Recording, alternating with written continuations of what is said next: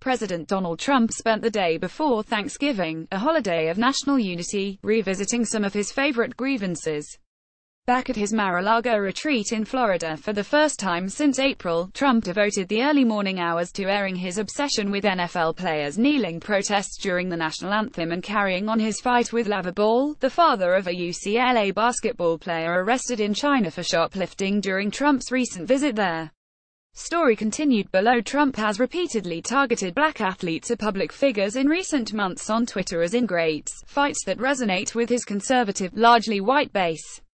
The president has continued to hammer away at these themes even after being fiercely criticized, including by senior members of his administration, for equating white nationalists and Black Lives Matter counter-protesters who clashed violently in Charlottesville, Virginia, this past August.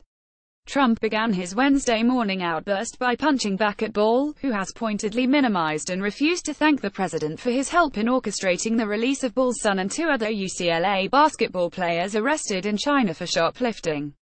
Ball said earlier this week that he was not aware of anything Trump had done to deserve thanks, a remark that apparently prompted the president to declare that it was solely his intercession that had led to the players' release. By signing up, you agree to receive email newsletters or alerts from Politico. You can unsubscribe at any time. Lava is just a poor man's version of Don King, but without the hair, Trump said of Ball, who has developed a celebrity of his own as the outspoken father of 3 basketball-playing sons and the head of a sneaker and clothing line anchored around them. Just think, Lava, you could have spent the next 5 to 10 years during Thanksgiving with your son in China, but no NBA contract to support you. But remember, Lava, shoplifting is not a little thing.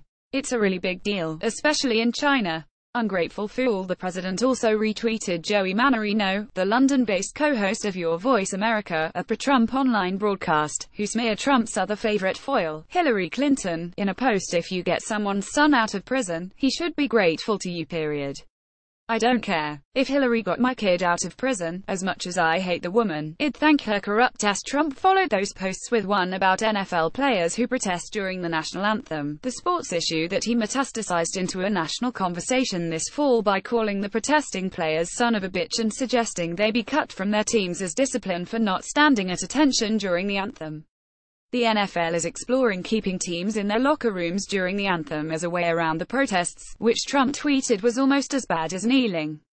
He reiterated his assertion that the protest, which began as a way for players to speak out against racial injustice and police brutality, have cost the league in terms of attendance and TV ratings. When will the highly paid commissioner finally get tough and smart? The president wrote.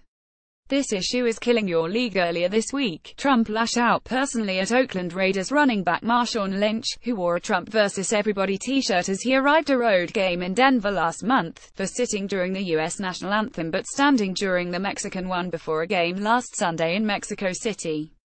He wrote online that Lynch had shown great disrespect and called on the NFL to suspend him for the rest of the season if he conducts himself similarly again.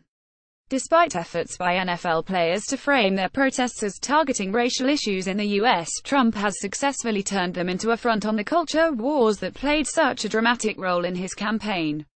And while Trump's focus on the issue has riled up his base, it has also shone a spotlight on protests themselves and dramatically increased the number of athletes who sit, kneel or otherwise protest during the national anthem.